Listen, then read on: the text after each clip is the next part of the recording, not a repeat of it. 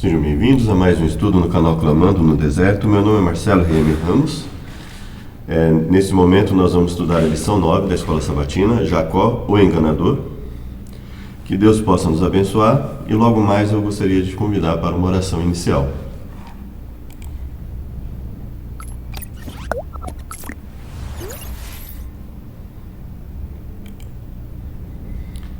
Vamos orar? Obrigado, Deus, por todas as coisas que o Senhor tem feito por nós até o presente momento. Queremos pedir que nos auxilie, que nos dê sabedoria em tudo o que fizemos, nos perdoe por nossas falhas e pecados e nos ajude a estar em comunhão contigo, Pai. Em nome de Jesus, segundo a tua vontade, através do teu Espírito, tenha misericórdia de nós, nos ajude a fazer a tua vontade, nós imploramos hoje e sempre. Amém. Vamos lá então? Lição 9, Jacó, o Enganador. Esaú disse: não é com razão que ele se chama Jacó, pois já 2 vezes me enganou. Tirou meu direito de primogenitura e agora tomou a bênção que era minha. E perguntou: então o Senhor não reservou nenhuma bênção para mim? Então veja que essa fala de Esaú, ele usa um jogo de palavras com o termo Jacó, né? Porque assim, é como se ele estivesse dizendo assim, desde o ventre ele já queria tomar o que era meu, e agora ele está me enganando para continuar essa luta, né?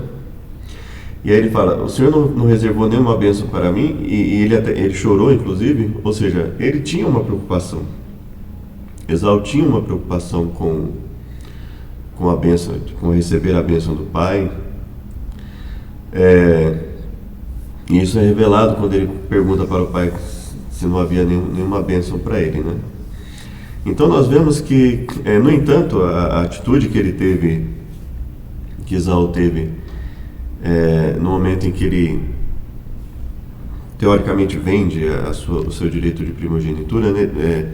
Eu creio que ninguém esperaria que o próprio irmão usasse de um artifício para, ainda que legalmente fosse correto, e ainda que a gente pudesse buscar o aspecto legal do que ele fez, o cristão e o servo de Deus, né, durante a história, ele sabe que o que é legal, o que é permitido pela lei, não é necessariamente o que Deus quer.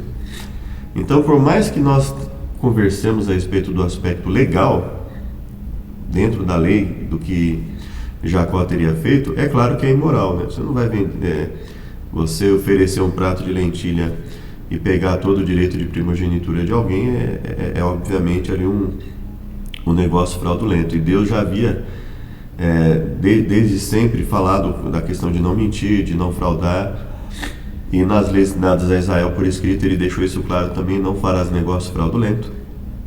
Então é evidente que, por mais que se busque falar alguma coisa a respeito do aspecto legal do que Jacó fez e da sua intenção, o que estava ali por trás do que ele fez, né? Qual é a intenção que ele tinha em fazer isso, é claro que nós não vamos aqui falar isso com a intenção de justificar o que Jacó fez, mas na intenção de explicar, de entender o que ocorreu. No caso, nós estamos falando de 2 pessoas que erraram. Jacó errou, Esaú errou.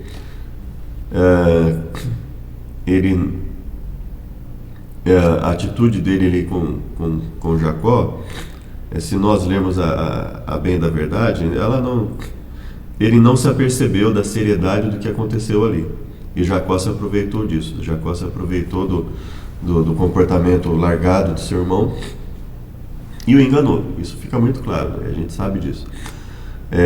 Nós vamos aqui tentar entender os motivos por trás daquilo, mas é claro que nós não vamos justificar, né? Então eu quero deixar isso bem claro: a intenção não é justificar as atitudes de Jacó, é apenas explicar o contexto em que elas ocorreram e dizer que ambos estavam errados, que a forma como Esaú se comporta antes e principalmente depois do que acontece, de ficar sabendo a questão da primogenitura, as mulheres que ele toma para si. Então, nós estamos falando de uma família que precisava urgente de mortificação. Tanto Isaac, Rebeca Jacó e Esaú, né? Todos eles precisavam ali de mudanças. Todos eles tinham questões a aperfeiçoar, né?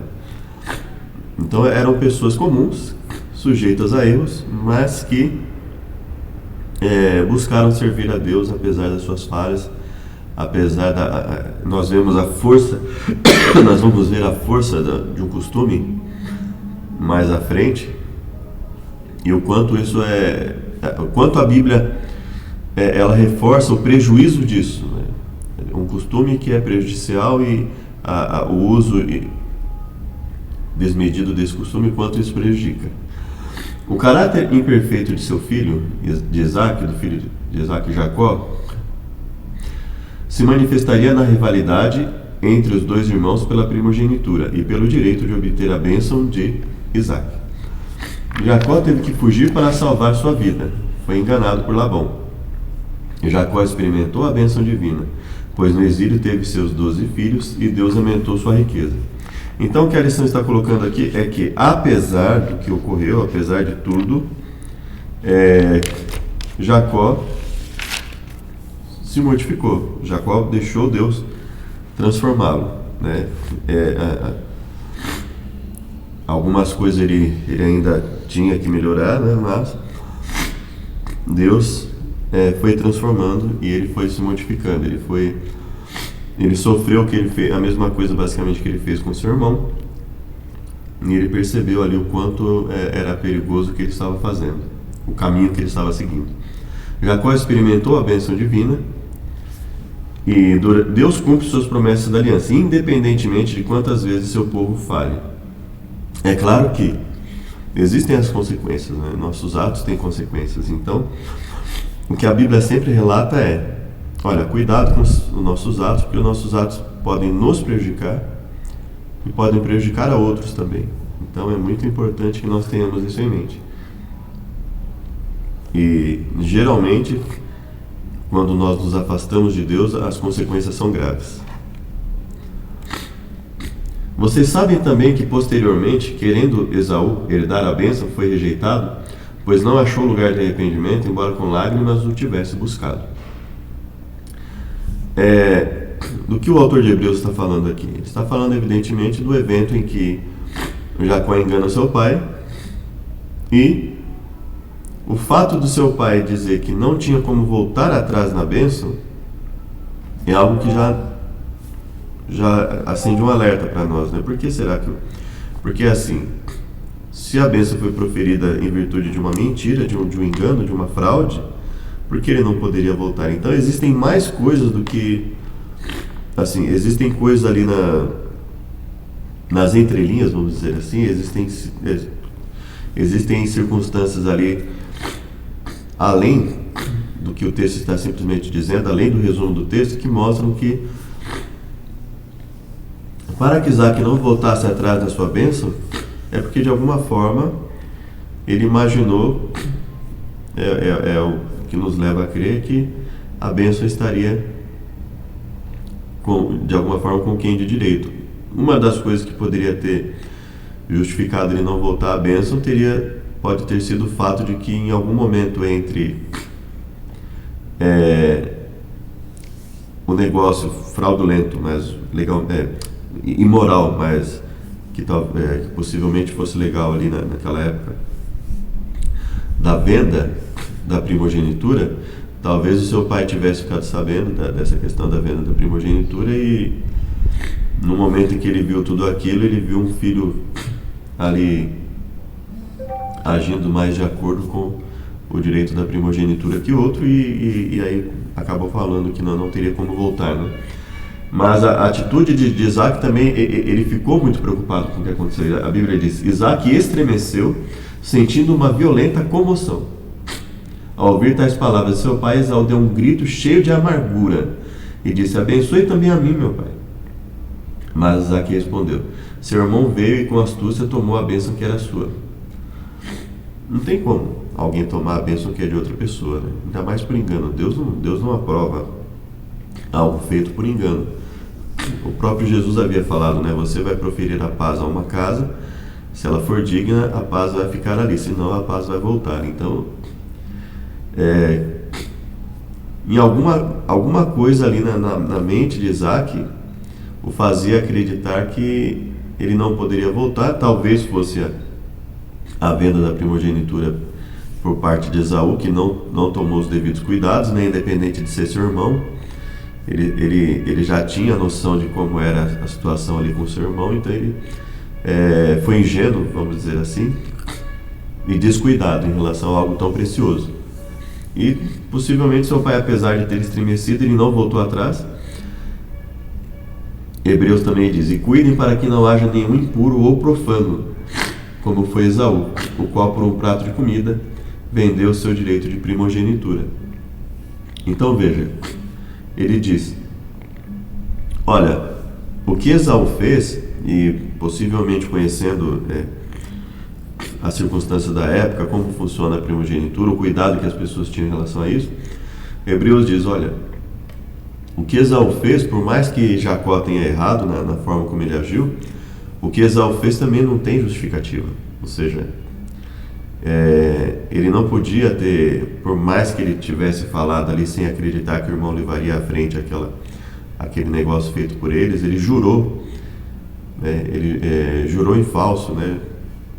E a Bíblia já deixava claro que a seriedade de um juramento, e ele não levou a sério nem a sua primogenitura e nem a seriedade de um juramento. Então ele levou na brincadeira o que não deveria ter levado. Isso se voltou contra ele mesmo, né? E aí Hebreus diz para nós: olha, cuide para que não haja nenhum impuro ou profano, como foi Esaú. Então olha a seriedade, como isso era visto e é visto, né, pelos hebreus e por pessoas que tiveram acesso àquilo, né? A seriedade da atitude de Esaú. Então nós estamos falando de duas pessoas que erraram. Só que a diferença nós vamos ver no decorrer do estudo como Jacó agiu depois de tudo isso. Nós vamos ver Deus trabalhando na vida dele, né? Então a questão não é que um errou e o outro não errou. A questão é que pela sua amargura, se enveredou por um caminho mau. Depois, quando eles se encontram lá, aparentemente ele já está mais tranquilo, mas a Bíblia não fala muito sobre ele, né? E enquanto que o outro foi deixando Deus agir na sua vida, né? O próprio fato de Deus, da coluna ali de Betel, né? O evento ali já é uma amostra de que Deus conhecia o que estava no coração de Jacó e sabia que, por mais que ele tivesse feito algo que não tem justificativa, que ele tinha o desejo de uma mudança espiritual, ele tinha um interesse espiritual maior, né? Isaac respondeu a Esaú: eis que eu constituí Senhor sobre você, e fiz com que todos os parentes sejam servos dele, de trigo e de vinho o supri. Assim, o que posso fazer por você, meu filho? Esaú disse a seu pai: será que o Senhor, meu pai, tem somente uma bênção? Abençoe também a mim, meu pai. E levantando Esaú a voz, chorou. Então veja, ele queria a bênção de seu pai, ele tinha um interesse em ter uma bênção. Só que ao mesmo tempo a atitude dele no evento da lentilha mostra que ele não levava a sério determinadas coisas. Então veja que nós precisamos ter uma firmeza de caráter, nós precisamos saber a quem servimos e como vamos lidar com as coisas sagradas, né? Então então Isaac, seu pai, disse: sua habitação será longe dos lugares férteis da terra, longe do orvalho que cai do alto. Você viverá da sua espada e servirá ao seu irmão. Quando, porém, você se libertar, sacudirá do seu pescoço o jugo dele. Esaú passou a odiar Jacó por causa da bênção com que seu pai o tinha abençoado. Ou seja, ele entendeu claramente que aquilo estava longe de ser uma bênção, né? E disse em seu íntimo: os dias de luto por meu pai se aproximam, então matarei meu irmão Jacó. Então veja como a diferença de comportamento. Esaú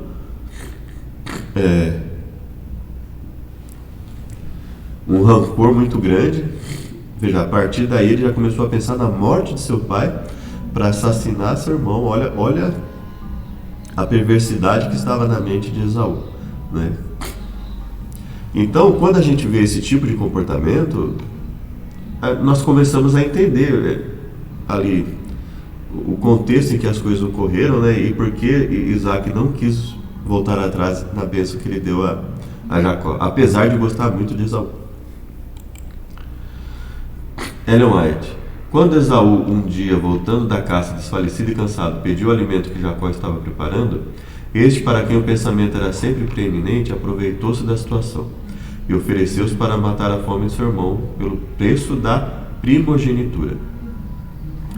Eis que estou pronto para morrer, estou a ponto de morrer, exclamou o caçador, descuidado e condescendente consigo mesmo. Para que me servirá a primogenitura? Por um prato de guisado vermelho, desfez-se da primogenitura e confirmou a transação por meio de juramento. Então, olha a seriedade do que ele estava fazendo e profanando não só o direito de primogenitura, mas considerando que ele entendeu que ali, tratando o juramento como uma brincadeira, um pouco de tempo, quando muito, ter-lhe-ia assegurado alimento nas tendas de seu pai. Ou seja, ele foi totalmente descuidado, ele não precisava ter participado dessa atitude do irmão. Ele poderia falar: irmão, não vamos brincar com coisa séria, né? Se você quiser me dar lentilha, você me dá. Assim desprezou Esaú a sua primogenitura. Dispondo dela, experimentou uma sensação de alívio. Agora seu caminho estava desimpedido, podia fazer como quisesse.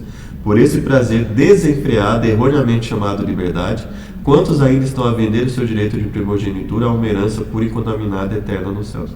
É claro que aqui você percebe que ele está fazendo uma aplicação, né? Nós percebemos que ele está fazendo uma aplicação do texto. Ele está dizendo assim: quantos de nós estamos dispostos a vender a nossa própria salvação por coisas tão pueris nesse mundo?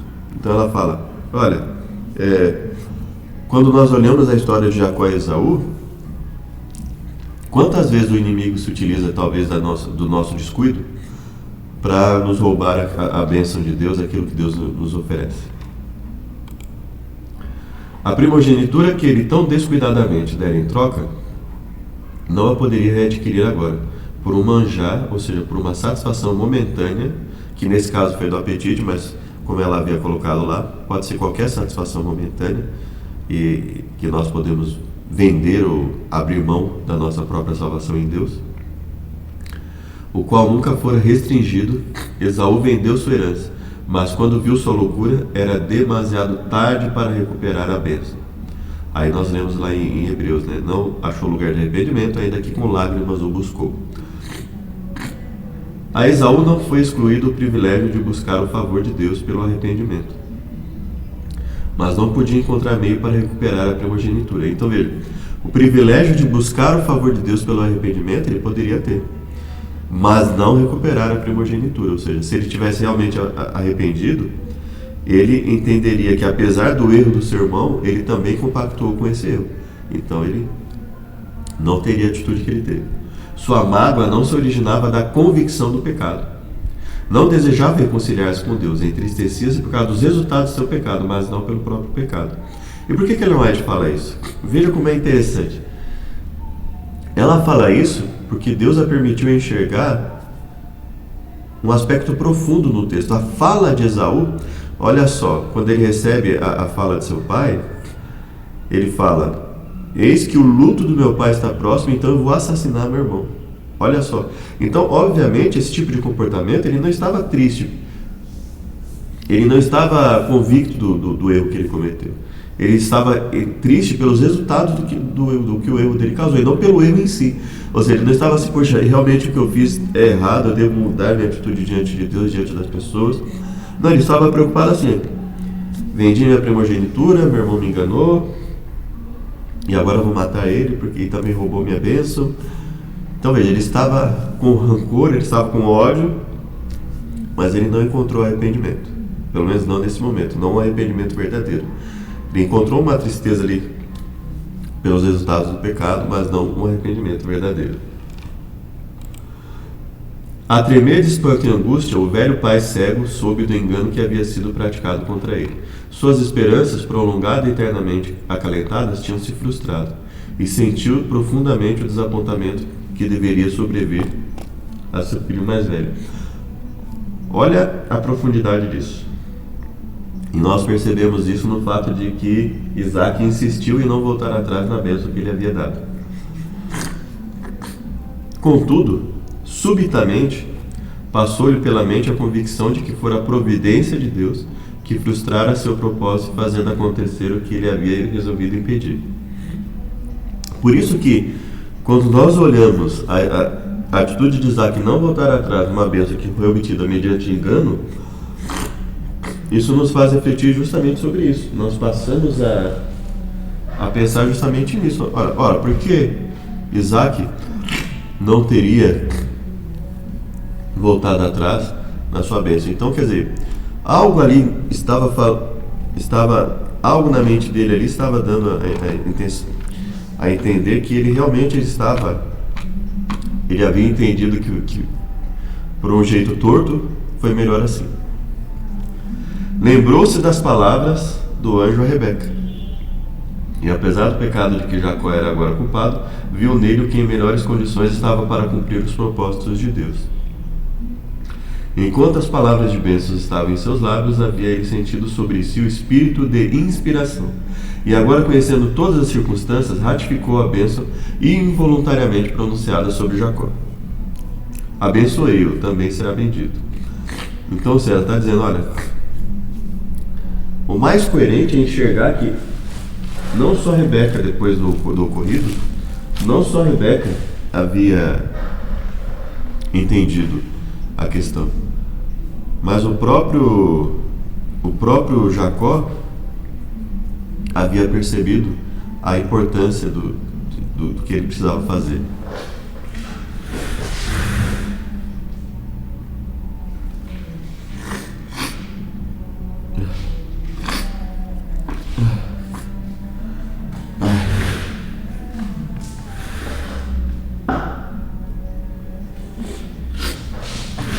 Perdão, aqui onde eu moro é muito frio e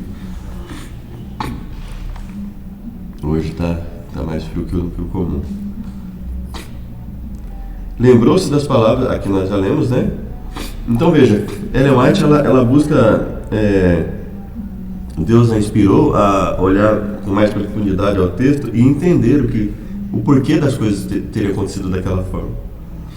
Porque até a questão do pai ser enganado, dar uma bênção, mas a insistência do filho querer uma bênção e do pai não querer fornecer nenhuma bênção, que ele poderia ter dado alguma outra bênção para Esaú. Mas ainda assim ele não quis. O que ele forneceu a Esaú foi como se fosse uma advertência: olha, o seu comportamento vai te levar a isso. E aí Esaú resolveu fazer o seguinte: olha, então, já que vai ser assim, então eu acabo com a vida do meu irmão, e aí nada disso vai se cumprir na vida dele. E foi aí onde Jacó teve que fugir, né? O erro de Jacó em receber as bênçãos de seu irmão Esaú pela fraude voltou-lhe vivamente ao espírito, e ele temia que Deus permitisse Esaú tirar-lhe a vida. Então veja, a intenção aqui, por isso que eu deixei desde o começo claro que a intenção aqui não é justificar o erro de Jacó, mas entender o contexto em que isso ocorreu e o porquê do seu pai ter mantido a bênção para ele, apesar de tudo que ocorreu.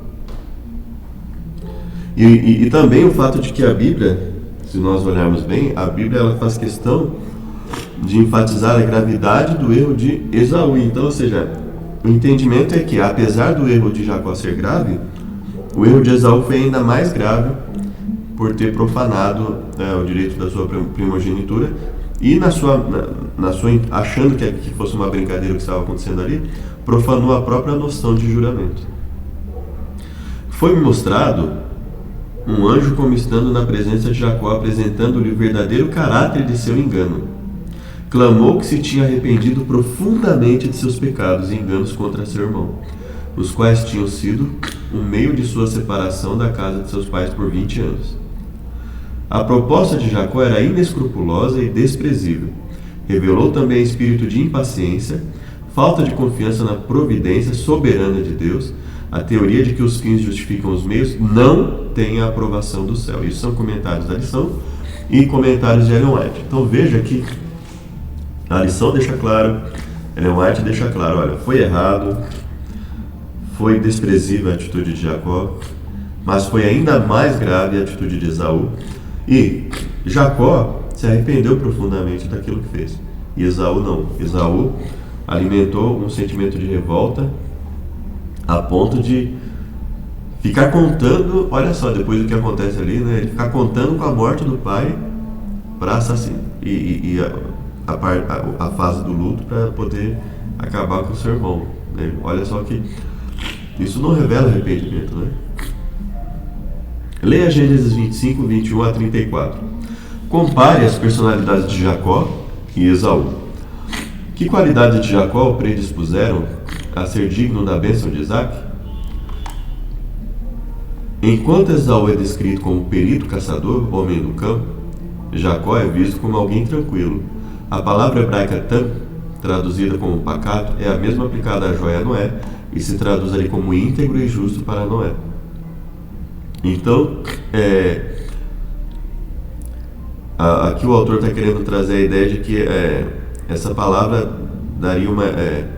que talvez ali até o próprio o aspecto de pacato ali fosse uma outra coisa em relação a... É claro que o contexto, né, as palavras em hebraico, elas não são tantas, então uma mesma palavra pode adquirir um significado distinto de acordo com o contexto.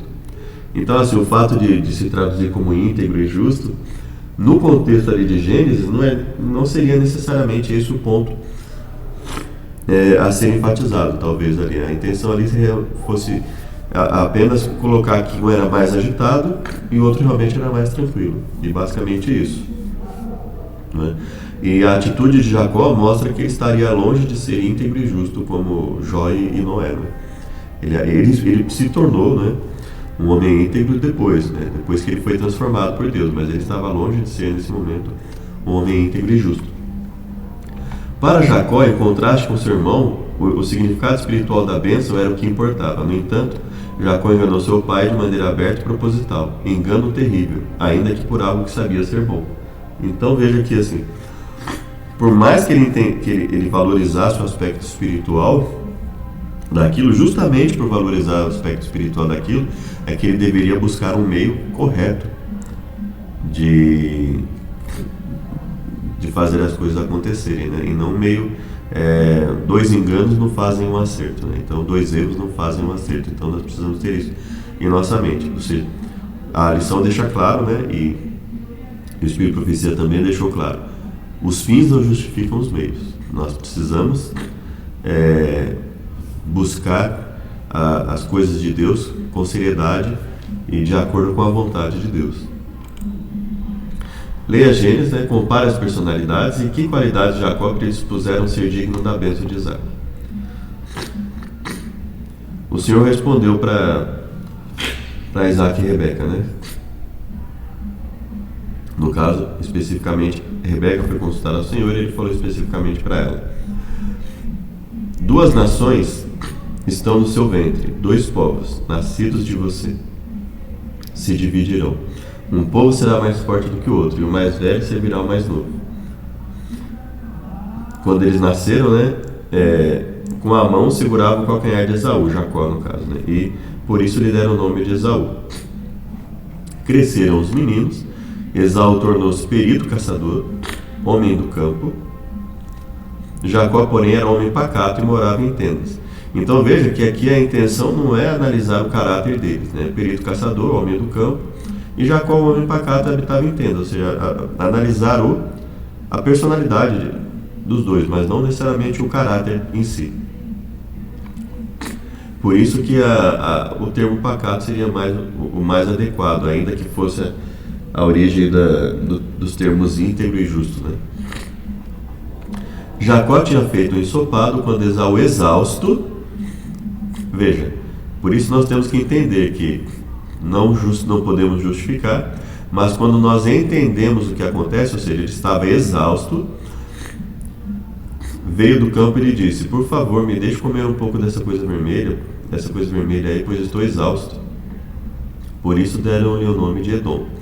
Jacó respondeu: primeiro me venda o seu direito de primogenitura. Então veja, a partir daqui Esaú já tinha que ter cortado a conversa.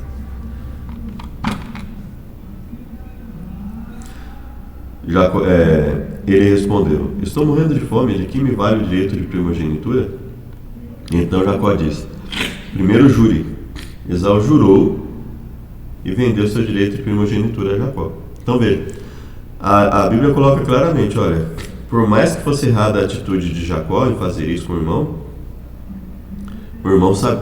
não era inocente, o irmão sabia das consequências do que estava fazendo. E Jacó deu a Esaú pão e o ensopado de lentilhas. Ele comeu e bebeu, levantou-se e saiu. Assim, Esaú desprezou o seu direito de primogenitura. Então, assim, a Bíblia coloca ela recrimina muito mais a atitude de Esaú do que de Jacó. Então, veja o quanto se esperava que uma pessoa que fosse receber direito de primogenitura fosse um exemplo, e Esaú não estava sendo esse exemplo. A escada de Jacó. Leia Gênesis 28, 10 a 22. Compare com Gênesis 11, de 1 a 9. Em que Betel é diferente de Babel? Da experiência de Jacó em Betel e do que ocorreu em Babel, que lição tiramos sobre o nosso relacionamento com Deus? Assim que Esaú descobriu que Jacó havia recebido a bênção, percebeu que havia sido enganado pelo irmão e quis matá-lo. Jacó encontrou Deus em um sonho, no lugar que ele chamou de Betel, a casa de Deus, e ali fez um voto. Nesse sonho, Jacó viu uma escada extraordinária ligada a Deus. Enquanto a torre de Babel, representava um esforço humano para subir e alcançar a Deus, a escada de Betel enfatizava o acesso a Deus, que o acesso a Deus só podia ser alcançado pela vinda de Deus a nós, e não o contrário. E, no caso, a torre de Babel representava um esforço humano para subir e alcançar a Deus, não para adorá-lo, né? Mas em sinal de clara rebeldia a Deus, né? Então, reforçando esse fato, esse aspecto que, longe de ser uma busca a Deus, Babel era um claro sinal de arrogância contra Deus, de se achar mais sábio e mais capaz do que o próprio Deus. Jacó não limitou ao espiritual e místico sua expressão de adoração, decidiu dar o dízimo, tá entre aspas, a lição coloca entre aspas o dar, porque nós entendemos que é um devolver, né, como uma resposta de gratidão. Então a lição diz o seguinte: Jacó não limitou a sua gratidão a Deus ao aspecto abstrato, não, ele falou algo concreto: Senhor, eu vou mostrar concretamente minha gratidão a Ti, inclusive na questão do dízimo. E sonhou, e eis que estava posta na terra uma escada cujo topo atingia o céu, e os anjos de Deus subiam e desciam por ela. E eis que o Senhor estava perto dele e lhe disse: eu sou o Senhor, Deus de Abraão, seu pai, e Deus de Isaque. A terra em que agora você está deitado, eu a darei a você e a sua descendência. Eis que eu estou com você e o guardarei por onde quer que você for.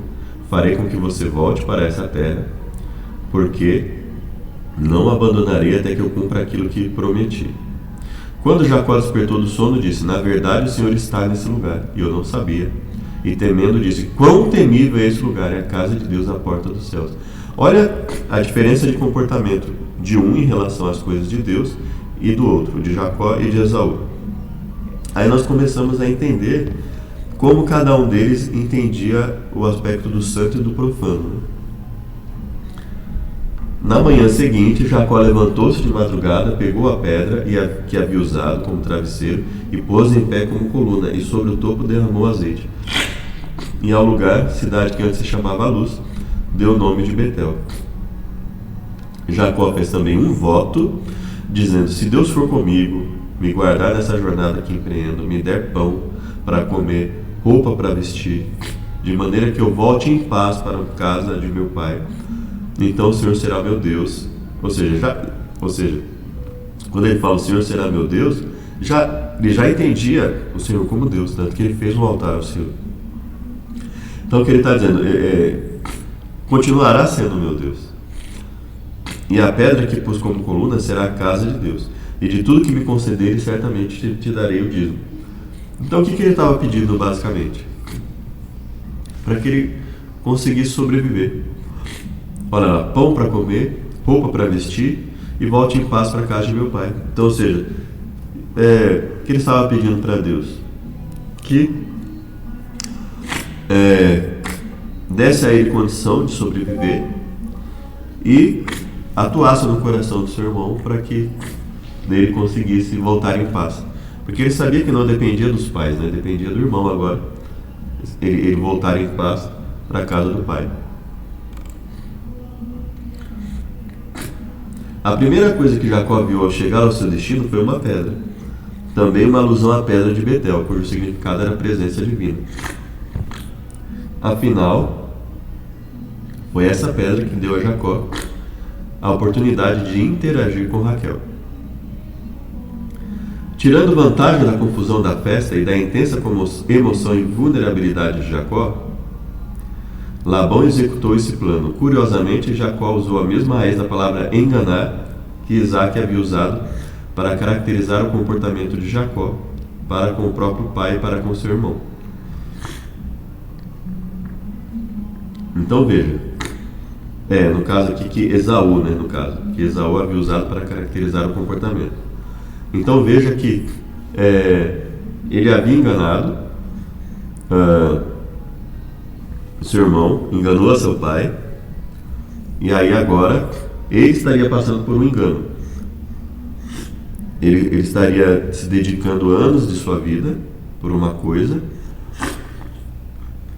e ao final ele foi simplesmente enganado, não é? Ou seja, ele, embora como enganador Jacó soubesse o bem que significava isso, soubesse bem o que significava isso, ele se surpreendeu quando foi vítima.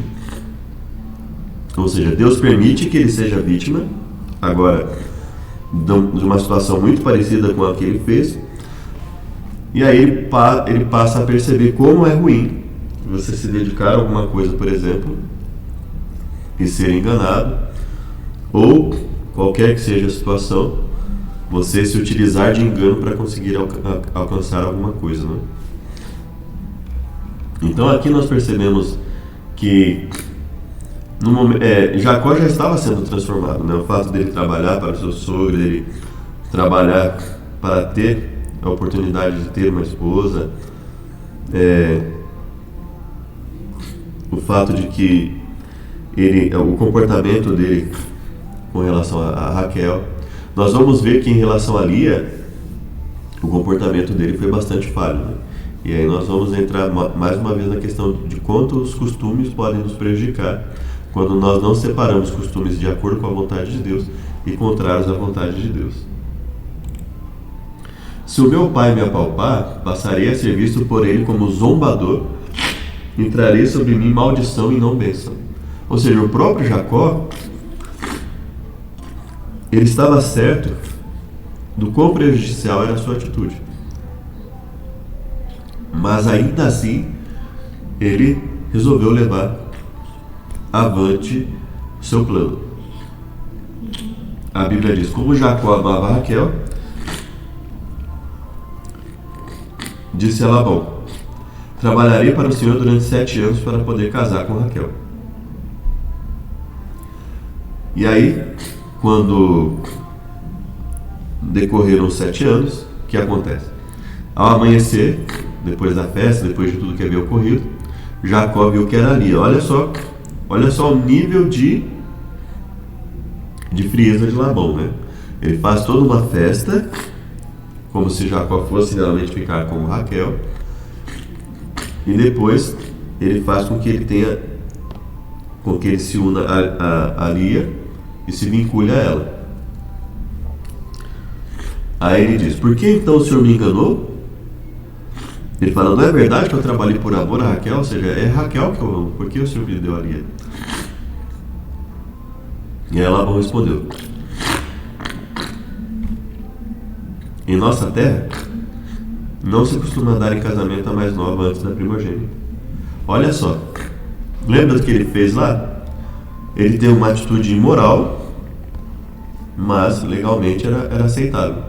E Labão fez a mesma coisa com ele. Falou, olha, legalmente eu estou amparado pelos costumes aqui de onde nós vivemos. Não há o costume de dar a mais nova. Então, o que eu estou fazendo está amparado pelos nossos costumes aqui. Seria legalmente amparado. E aí, a partir daí, veja como Jacó então passa a projetar em Lia algo que não era culpa de Lia, né? Ele passou a projetar o seu desgosto com o seu sogro no desprezo da própria Lia. E quando o Senhor viu que Lia era desprezada, fez com que ela fosse fecunda, ao passo que Raquel era estéril. Então percebe que o quanto isso pode prejudicar a mente de uma mulher. Depois de um tempo, se você ler Gênesis, você vai ver que quando ela teve filhos, quando ela viu que já não tinha muito jeito, ela nem se preocupava tanto mais em quem ia ficar com ele, quem não ia. Então, assim, é muito triste quando nós vemos o povo de Deus se metendo em costumes que só vão trazer prejuízo para eles, né? Jacó se tornou pai de 11 dos 12 filhos que se tornariam os ancestrais do povo de Deus. A sessão começa e termina com a frase-chave: Deus fez com que ela fosse fecunda, referindo-se a Lia e a Raquel, resultado de um milagre divino. Deus abriu o ventre de Lia e ela teve um filho, Ruben, cujo nome contém o verbo Ra, que significa ver, porque Deus viu que ela não era amada por Jacó. Essa criança foi uma compensação para ela em sua dor e sofrimento. Então, percebam, o primeiro filho, o que ela... agora ele vai me amar, né? Segundo, Simeão, tem a raiz em chamar, ouvir, como no caso de Agar. Quando Lia deu a Deus o último filho, ela louvou a Deus por sua graça. Então veja, nos dois primeiros filhos, ela faz uma menção ao seu marido. Quando ela dá à luz o último, ela já fala de Deus. Ela fala, eu vou colocar minha confiança em Deus porque é o melhor a ser feito. Então veja também a mudança de comportamento de Lia. E assim, as ilusões, né, que passaram na mente dela: eu vou ter filhos e meu marido vai me dar mais atenção. E aí depois nós vamos ver que Raquel começa a querer ter filhos e propõe a Jacó ter filhos com concubinas, e assim a coisa vai se desandando tudo novamente.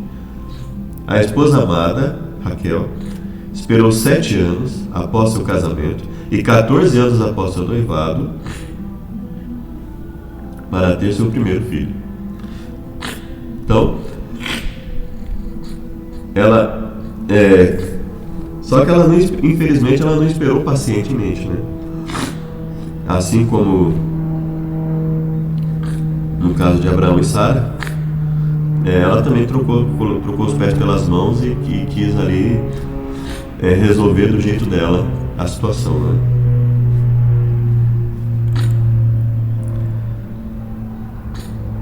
Assim Lia ficou grávida e deu à luz um filho, a quem deu o nome de Ruben, pois disse: o Senhor viu a minha aflição, por isso agora meu marido vai me amar. Olha a situação de desprezo em que ela estava, né? Ao ponto de imaginar que o filho reverteria isso, e não reverteu, né? E ela ficou grávida, deu à luz um filho. O Senhor ouviu que eu era desprezada e me deu mais este filho. E por último, depois disso: agora desta vez o meu marido se unirá mais a mim, porque ele deu à luz 3 filhos. Olha, sempre aquela ilusão: porque meu marido vai mudar por causa dos filhos. E depois, ela ficou grávida novamente e deu à luz um filho e disse: desta vez louvarei o Senhor. E por isso deu-lhe o nome de Judá. E depois disso não teve mais filhos. Ou seja, a partir daí ela começou a entender que não poderia ter quantos filhos fosse, enquanto a mente de Jacó não mudasse e entendesse que ela não tinha culpa do que aconteceu com ele, ele não ia dar o devido valor que ela como esposa deveria ter, né? Quando Raquel viu que não dava filhos a Jacó, teve ciúmes de sua irmã. E aí ela fala: dá-me filhos, senão eu morrerei, né? Então veja o exagero aqui da situação, né? Ela sabia que era amada por seu marido, ela sabia que por mais que a irmã tivesse filhos, a situação do marido em relação a Lia não era a mesma que tinha com Raquel. Só que Raquel estava incomodada com isso, né? E ela fala: olha, eis aqui Bila, minha serva, tem relações com ela para que dê à luz e eu traga filhos ao meu colo por meio dela. Então fala: já que eu não tenho filho com você diretamente, né, então vamos fazer isso. Então veja que era algo comum na época, aconteceu com Abraão e Sara, o irmão de Abraão fez a mesma coisa. Acontece aqui com Jacó, a sua própria esposa pedindo isso a ele. Com grandes lutas tenho competido com minha irmã e consegui vencer. Veja que deturpação do conceito de filhos, né? O filho, ao invés de ser visto como uma alegria, como algo para preencher o lar, estava sendo usado ali como uma forma de barganhar o amor do marido, a atenção do marido. Então veja, um ambiente muito desqualificado, disfuncional. Então veja, Deus precisava trabalhar muito com esse povo ainda, com essas pessoas, assim como Ele tem que trabalhar conosco em alguns pontos que nós achamos comuns e que não estão de acordo com a vontade de Deus.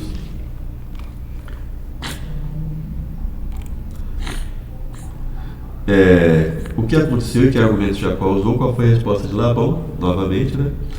Jacó, que enganou seu pai e seu irmão para adquirir a primogenitura e roubou a bênção que Isaac planejava dar a seu filho mais velho, permaneceu passivo em relação a Labão e o serviu fielmente. E por que ele serviu fielmente? Aí a gente começa a pensar: por que ele aceitou tantos enganos e depois que ele teve tudo bem, conseguiu as 2 esposas, por que ele não foi embora? Por que ele aceitou continuar ali, né? Mas nós vemos que ele até quis ir embora, né? Nós vamos ver ele conversando, mas veja só o que estava ali acontecendo. No nascimento do primeiro filho de Raquel, José, Jacó chegou ao 14º ano de seu serviço a Labão e desejou retornar à terra prometida. Por que Jacó não deixou Labão antes? Ora, a conformidade não natural de Jacó sugere que talvez tivesse mudado e entendido a lição de fé, ou seja, Jacó esperou o sinal de Deus para partir. E o que Ellen White fala com relação a isso? Jacó teria deixado seu astuto sogro muito tempo antes, não fosse o medo de se encontrar com Esaú. Ou seja, ele ainda não tinha convicção e firmeza suficiente para ir lá e se arriscar para conseguir o perdão do seu irmão. Agora havia ele que estava em perigo por causa dos filhos de Labão, que ao olhar para a sua riqueza como se fosse deles, poderiam tomá-la pela violência. Então veja, ir embora e se aventurar com seu irmão, ou ficar em um ambiente em que ele poderia perder tudo que ele havia conseguido. Então veja que uma situação difícil em que Jacó estava ali, né? O que fazer? Então, por isso que o autor disse: Jacó esperou o sinal de Deus para partir. E a atitude antinatural sugere que talvez tivesse mudado e entendido a lição de fé. Então, ou seja, o que fazer? Qual a melhor atitude a tomar? Como ele não sabia, o texto sugere que ele teria esperado alguma manifestação de Deus para ir embora. Depois que Raquel deu à luz a José, Jacó disse a Labão: deixe-me voltar ao meu lugar e à minha terra. Ele faz essa proposta a Labão: dê-me os meus filhos e as mulheres pelas quais trabalhei para o Senhor e partirei. E Labão fala para ele: olha, eu descobri por meio de adivinhações que o Senhor Deus me abençoou por causa de você. Fala o seu salário que eu te pago. E aí Jacó diz assim: porque o pouco que o Senhor tinha antes de eu chegar foi aumentado grandemente, ou seja, eu já fiz o Senhor ter muito mais do que o Senhor tinha em um tempo curto. E o Senhor, Deus, abençoou o meu trabalho. Mas quando vou começar a trabalhar também por minha própria casa, ou seja, quando que eu vou adquirir alguma coisa que eu possa ter como meu? E aí nós começamos a perceber cada vez mais a ambição de Labão, né? Como Labão era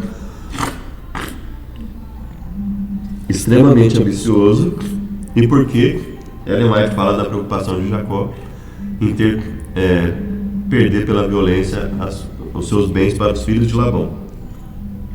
Labão perguntou a Jacó: quanto você precisa que eu lhe dê? Jacó respondeu: não precisa me dar nada, voltarei a apacentar e guardar o rebanho, se o senhor concordar com isso. Passarei hoje por todo o seu rebanho, separando para mim todas as ovelhas salpicadas e malhadas, todos os cordeiros negros, todas as cabras malhadas e salpicadas.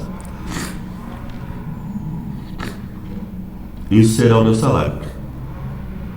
Depois disso, nós vamos ver na lição 10 aqui, Jacó e Israel, a transformação de Jacó em Israel. E aqui você, na próxima lição, nós vamos ter a questão de Jacó lutando com Deus, o encontro dos irmãos, violência contra Diná, idolatria prevalecente e a morte de Raquel. O que eu gostaria de te aconselhar nesse momento é que você continuasse a leitura de Gênesis para você ver como Labão era ambicioso, como Labão era invejoso, ficou invejoso em relação a Jacó, para você ter uma noção mais clara do que acontece a partir daqui e por que é tão importante. E aí você vai tendo em mente essa frase de Ellen White, essa fala de Ellen White. Ele teria deixado o sogro muito tempo antes, se não fosse o medo de encontrar com Esaú, mas agora via ele que estava em perigo por causa dos filhos de Labão. Quer dizer, Labão era extremamente ambicioso e os filhos também. É um resultado triste, mas um resultado que muitas vezes acontece, né? Dos filhos copiarem erros dos pais, né? Deus escolheu Jacó não porque esse merecesse, mas por causa de sua graça. O exemplo de Jacó contém uma lição para o ambicioso: não se esforce para se promover às custas dos outros. Diante dos erros que Jacó cometeu, se não fosse pela graça de Deus, pela misericórdia de Deus, pela atuação miraculosa de Deus, talvez Jacó não tivesse ido muito longe na sua jornada, né? Jacó havia pensado em obter o direito aos privilégios da primogenitura por meio do engano, mas se viu desapontado. Achou que tivesse perdido tudo: sua ligação com Deus, seu lar, tudo. E ali estava ele, um fugitivo frustrado. Então veja, ele ambicionou tanta coisa e agora estava sem nada, fugindo de casa para não morrer, sem saber o seu futuro. Mas o que Deus fez? Olhou para ele em sua condição sem esperança, viu-lhe o desapontamento e entendeu que havia ali potencial que ainda poderia render glória a Deus. Então logo viu aquela condição, apresentou em visão a escada que representa Jesus Cristo. Ali estava um homem que havia perdido a ligação com Deus, e o Deus do céu o contemplou e consentiu que Cristo transpusesse o abismo que o pecado havia ocasionado. Uma situação muito bonita, né? Mas isso só foi possível porque Jacó se entregou a Deus, ele esteve disposto a se arrepender verdadeiramente, né? Poderíamos ter olhado e dito: anseio pelo céu, mas como posso alcançá-lo? Não vejo como. Foi isso que Jacó pensou, e assim Deus lhe mostrou a visão da escada, e essa escada liga até ao céu, a Jesus Cristo. A pessoa pode subir por ela, pois sua base repousando na terra e seu topo alcança o céu. Ou seja, ela está dizendo que, olha, nós temos acesso a Deus, nós temos acesso ao céu, nós temos acesso à misericórdia de Deus, desde que haja sinceridade no nosso pensamento, na nossa atitudes, palavras, ações. Então veja, Deus está sempre disposto a nos alcançar. Mas no momento que Ele nos alcança, nós precisamos estar dispostos a mudar. Reconhecer que estamos errados e buscarmos a vontade de Deus. Então, basicamente, essa história de Jacó mostra que uma pessoa que ambicionou demais, teve atitudes reprováveis. Seu irmão também teve atitudes reprováveis, mas isso não justifica as atitudes que ele teve. Depois ele se viu numa situação extremamente difícil. Ao final ele passa a ter uma quantidade de bens muito grande. Seu irmão também progrediu bastante, até porque ele ficou com tudo só para ele, né? Não precisou nem dividir nada com Jacó durante todo aquele período. E nós vemos ali que, eu acredito que quando ele refletiu sobre tudo que ele fez, os resultados que levaram tudo isso, ele deve ter possivelmente falado: olha, como é triste quando nós queremos fazer as coisas pela nossa própria mente, pela nossa própria noção de certo e errado, ao invés de buscar na palavra de Deus, buscar naquilo que Deus quer para nós, o meio de agir. Se ele tivesse simplesmente deixado Deus agir, nada disso teria acontecido, né? Mas Deus precisava ainda que Jacó fosse transformado ainda mais e mais e mais. E ele foi gradativamente sendo transformado até se tornar posteriormente um dos grandes patriarcas da Bíblia, né? Nos relatos sobre Isaac, Rebeca, Jacó, Esaú, Labão, Raquel e Lia, vemos mentiras e enganos. O que isso nos ensina sobre a natureza humana e a graça de Deus? O que isso nos ensina é que a natureza humana sem Deus, ela tende a decair cada vez mais. E com Deus, ela tende a mudar. Isso que nos ensina. A Bíblia jamais usa o erro de alguém para justificar os nossos erros. Pelo contrário, a Bíblia usa os erros das pessoas para que nós, olhando aquilo, oremos a Deus e peçamos sua força para não cair no mesmo erro, para evitarmos cair no mesmo erro. Então, o que isso nos ensina sobre a natureza humana? A natureza humana sem Deus tende cada vez mais à degradação. E o que nos ensina sobre a graça de Deus? A graça de Deus nos alcança desde que permitamos. Quando permitimos que Deus nos alcance e mude nosso pensamento, nossas palavras e ações vão se modificar. Nós vamos sentir a transformação de Deus em nossa vida, e muita coisa que nós fazemos que causa sofrimento a nós e aos outros, vamos deixar de fazer. Corremos o risco de ter, ao ler a história de Jacó, que evidência encontramos de que ele amadureceu? Quando nós olhamos aquilo que ele fez com seu irmão, e aí nós olhamos em Betel, ali, a atitude dele com Deus, de pedir perdão. Quando nós vemos a atitude dele com seu sogro, ele trabalhou, foi enganado, ainda assim não quis entrar no mérito, conversou ali, mas quando ele viu que não tinha jeito, ele simplesmente trabalhou novamente. Depois continuou trabalhando para